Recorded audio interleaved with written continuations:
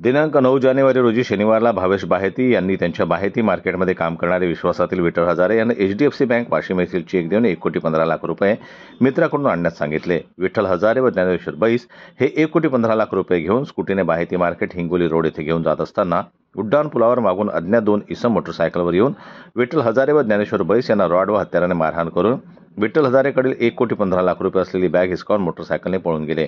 अशा घटनेबाबत विठ्ठल हजारेंच्या फिर्यादीवरून संबंधित पोलीस स्टेशनमध्ये संबंधित कलमाखाली गुन्हा दाखल झाला।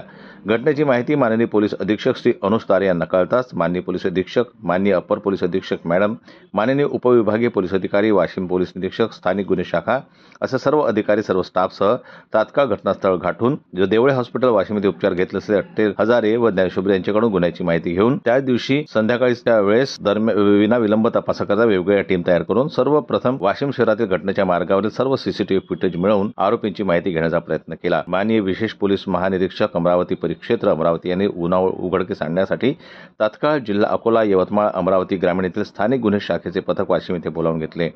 वाशिम जिल्हा पोलीस आणि अकोला, यवतमाळ, अमरावती ग्रामीण पोलीस यांनी अनेक पथके तयार करून गुन्ह्याचा तपास सुरू केला। मिळालेल्या माहिती व सीसीटीव्ही फुटेजवरून रात्रभर सर्व अधिकारी व अंमलदार न थकता अथक परिश्रम घेत होते। त्यानंतर गुन्ह्यातील आरोपींचे शोधकामी घटनाक्रम लावून तांत्रिक तपासावर भर देऊन तपासाची टीम वेगवेगळ्या ठिकाणी रवाना करून जिल्ह्याचे आजूबाजूच्या सर्व लहान मोठे शहरातील हॉटेल, लॉजेस, बार व संशयित ठिकाणे चेक करण्यात आली। जिथे मिळतील त्या सर्व ठिकाणचे सीसीटीव्ही फुटेज घेण्याचे काम सतत चालूच होते। 2:40 दरम्यान सीसीटीव्ही फुटेज घेत असताना घटना घडल्यापासून ते आतापर्यंतच्या तपासातील मिळालेल्या माहितीवरून सीसीटीव्ही फुटेजमध्ये दिसणारे 2 इसम हेच गुन्ह्यातील आरोपी असल्याची खात्री पटल्याने व त्यातील एक व्यक्ती हा विजय गोटे असून तोंडगाव येथील असल्याची गोपनीय माहिती मिळाल्याने तपासाची चक्री फिरवून त्यास विनाविलंब ताब्यात घेण्यात आलं। त्याच्याकडे सखोल चौकशी केली असता त्याने सदर गुन्ह्याची कबुली व इतर आरोपींची नावं दिल्याने हा गुन्हा उघडकीस आला। गुन्ह्यातील दुसरा आरोपी संजय गोटे राहणार तोंडगाव यास देखील ताब्यात घेण्यात आलेला आहे।